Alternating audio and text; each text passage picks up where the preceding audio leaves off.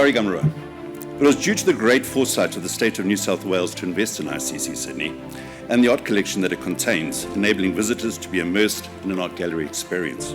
Also, it's thanks to the many events that we secure that attract millions of visitors every year from across the globe, that now mark ICC Sydney as a cultural landmark within its own right. And today, on behalf of the State of New South Wales, we are proud to present 2 art tours for almost 100 of our community, as we officially welcome the arrival of this impressive work, the Frank Hodgkinson iconic Spirit of Sydney. It's my deep honour to welcome you to this special event to celebrate the Spirit of Sydney, which so beautifully represents Sydney's unique natural environment, as well as the energy of Darling Harbour and the wider city. My name's David Stein. I'm an art conservator and restorer, and I've had the privilege of working on this wonderful mural by Frank Hodgkinson. It's very large, at 32 metres in length, consisting of 18 panels.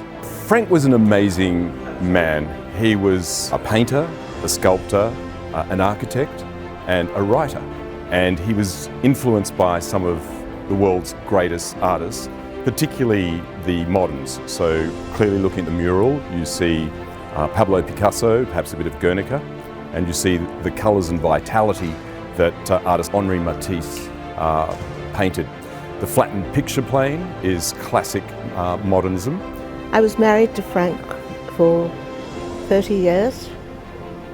When I met him, he was at the end of his long time in Europe. He was a part of the Sydney Harbour environment.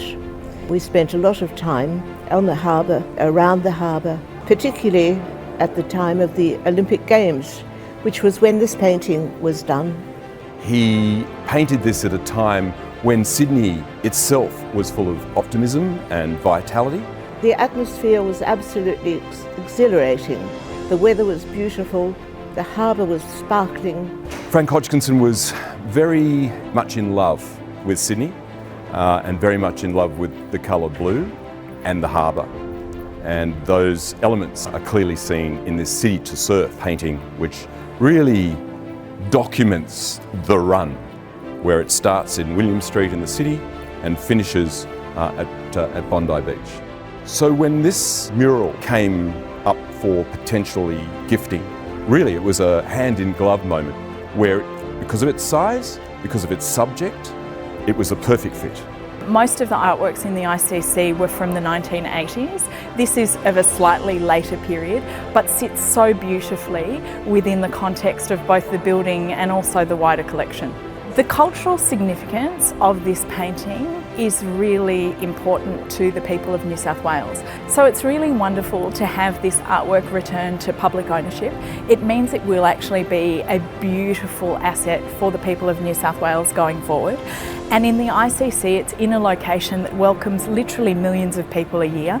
It's showing Sydney off at its best to both the locals and to the visitors. What an auspicious occasion today has been to be able to launch this iconic art in this iconic building in this iconic city.